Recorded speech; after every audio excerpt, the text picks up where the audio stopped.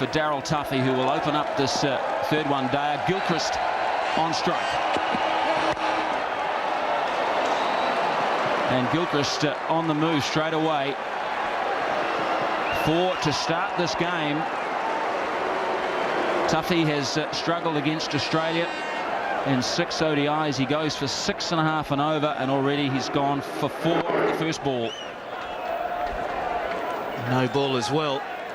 So not the start Tuffy wanted. And Gilchrist not as aggressive as we'd see him normally play that stroke, but he comes into this match not getting any runs under his belt in the initial 2 one-dayers.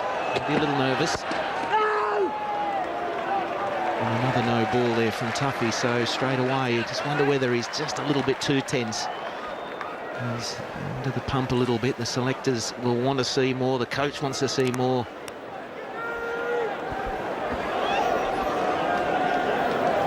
.35 the average for Gilchrist, similar to that of Nathan Astle. Strike rate is right up there though, 94 10/100ths. Off to a good start, Adam Gilchrist, the best striker in the world. Wait there, no. That's Hamish Marshall behind point, and this is a horror start for Tuffy. 3 times he's overstepped. Hamish Marshall is behind point, James Marshall is in front in the cover position.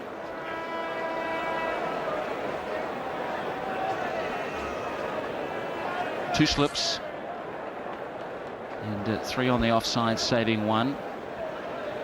So far Australia 7 for none, and you could say without a ball being bowled. Maybe this time. No ball again. Well, I've never seen 4 in a row to start a match.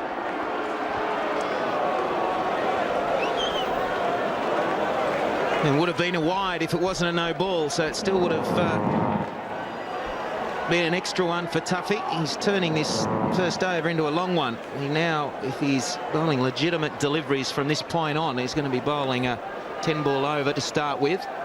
Australia 8 runs, and that's a very good start for them, with only 1 scoring stroke.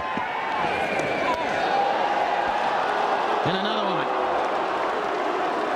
A little bit different. He doesn't overstep this time, but it's too far down the leg side. Maybe he was looking for another squeeze dismissal. This is how Gilchrist got out in Christchurch, the previous one-dayer. It's got a little bit of bat on it.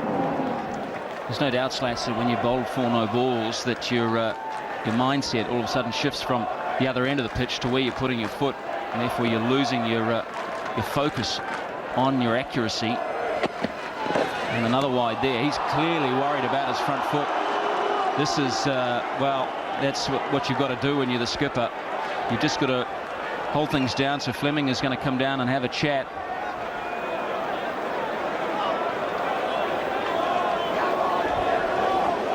Well, that should be over. That's 6 deliveries gone. So now, if Tuffy is able to bowl his 10 overs, he's actually bowled 11. That's without any more extras. I think that there's going to be a couple of wides in there, maybe another no ball, but it's a shaky start from Tuffy. Really not the start that Fleming wanted to see from his Premier Quick.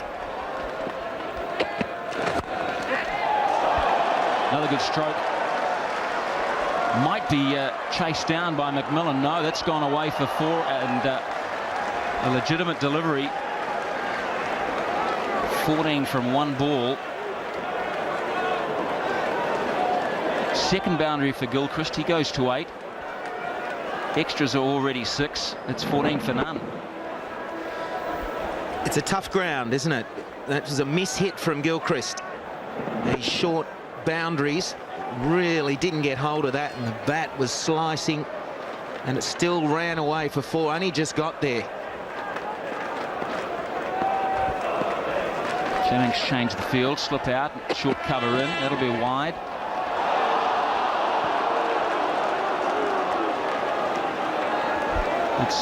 It's not a pleasant feeling, and everyone goes through it in their careers, where whether it be as a batsman, a bowler, a wicketkeeper, even in the field, just the mind starts to betray you.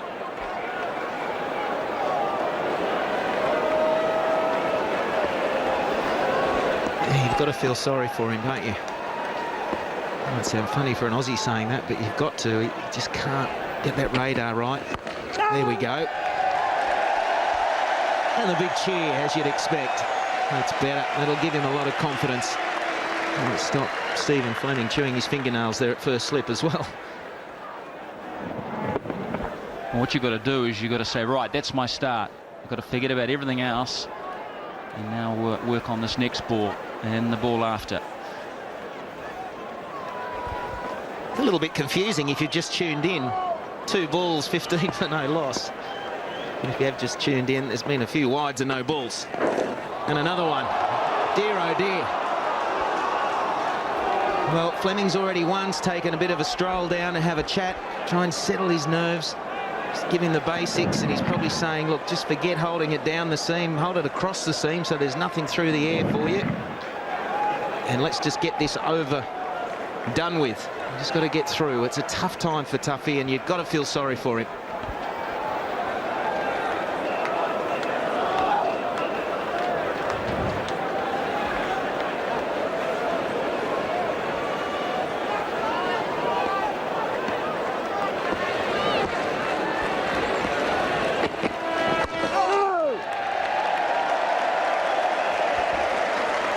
A little bit difficult for Gilchrist at the moment as well, because as an opening batsman you want to... He knows basically what to expect from Tuffy. He's faced him a few times now. He hasn't sort of got through the initial over or two, but with the ball coming, you know, many down the leg side, a few wides there was a wide outside the off stump, so if Tuffy can just get one right, then it might surprise Gilchrist, bring about a rash stroke.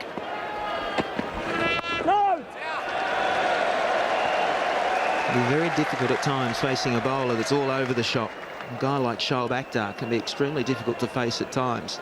Different to Tuffy because he bowls probably 15k quicker, but he's at certain days he's all over the place, and then when he gets it right, you're not really expecting it to be on line and a good length. So Tuffy can make the most of these extra deliveries he has to bowl, and there's a few of them.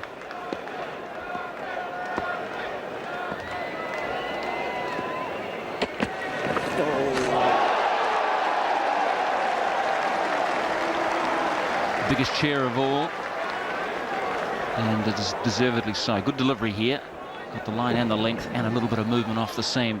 You know, he's so good at bowling the first over of a test or one-day international. 14 times he's done it for New Zealand and picked up a wicket.